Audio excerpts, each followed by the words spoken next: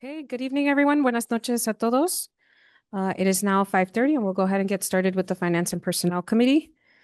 Um, I- do we have any comments? Roll call.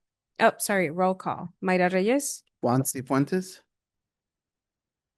Fanny Valencia, Michael Engel, David Ballard.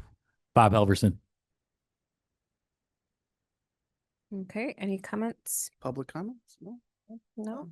All right, moving on with the agenda. Mr. Engel. Well, good evening, everybody. We have a bunch of donations tonight. You want me to kind of go through them? Or we can kind of, Please. we've got 15 food supply bags and 5 pairs of Nike sneakers from the Calvary Church for students at Oak Park Elementary. We have Thanksgiving dinners for the Illinois Math and Science Academy for students at Oak Park Elementary. We have Thanksgiving dinners from the Keystone Lodge, number 15 for students at Oak Park Elementary. We also have a photo booth for authentic moments for students at Gates. $150 for the James Payne's Funeral Services, Inc. for the EHS boys basketball team. We also have $300 from John's Beef for the boys basketball team. We have $300 from Diamond Youth Foundation for the boys basketball team, a $500 donation from Dr. H.O. Brown from the boys basketball team. We have $600 donation from the Quad County Urban League for the boys basketball team. We have $175 from Stephen and Deborah Kowal for the NJRTC program. We also have a $250 donation from Brian T. Taylor for the boys volleyball program. We have a $300 from Wendell Jeffries for the EHS badminton. We have a $375 Kiwanis Foundation for Aurora for the Key Club at the high school. $500 from the Knights of Columbus to support programs for individuals with intellectual disabilities in the district. And those are all the donations for this month. And keep in mind, this is like a 2-month in one since we didn't have a meeting before. Okay, any questions on any of those? Okay. Can I go right into financials? Because did you guys notice anything different? Okay. All right. That's good. So it's not just the same 3 reports, the fund balance, the revenue and expenditure report. I wanted to kind of put together I think they're 5 or 6 pages, but it kind of gives a little bit more in depth, a little bit more visual of how the district's doing. So there's cash summary, there's cash flow, there's expenses, there's revenue for each one of those. And it kind of gauges this year comparative to last year and how we're trending as well. So those are in there for both November and December.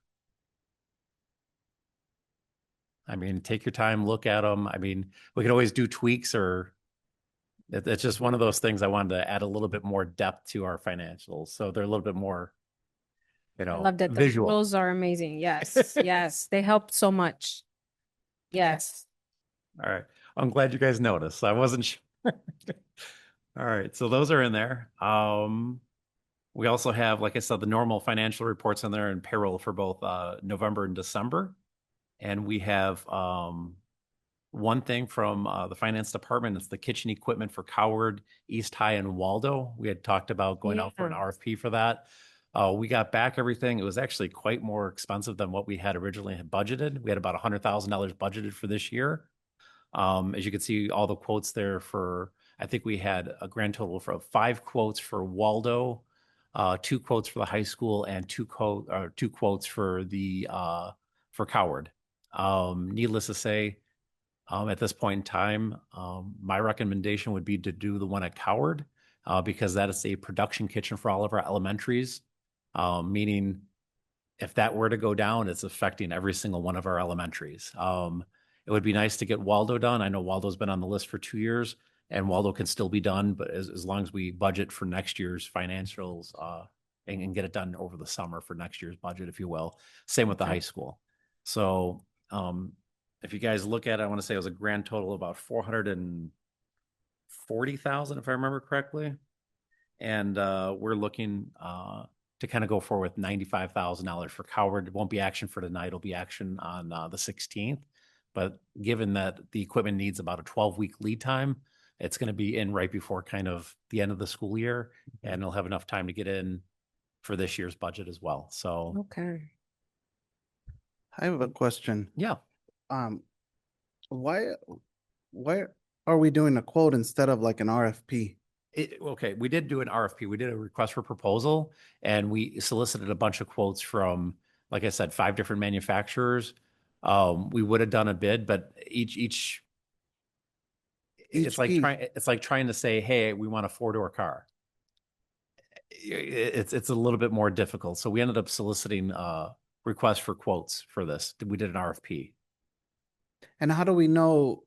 So like on this quote, how many? We only have 2 quotes for Cowherd, you said? Correct. There's 2 for Coward and 2 for East High. Correct. But 5 for Waldo. But how do we know who we sent them out to or who we requested those quotes from? So that's a great question. It's on our district website. And we also reached out to all the big players as well directly. We reached out to Trimark, Hobart. We also reached out to Gator Chef.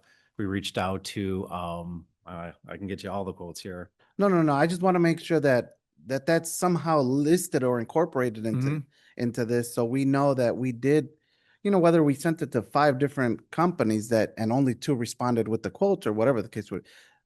So we have it just, yeah. I will say, if we were to like have a true architectural firm kind of do this, go out, do a full bid spec, okay? Mhm. We would probably be lucky to get 2 or 3 responses back Right. that way as well. So I feel quite fortunate to have 5 for the one project, since that was a complete redo of the Waldo kitchen. So it's a little bit more easier than, hey, we're looking to replace just these pieces. Right. Because they can kind of design it from scratch, if you will.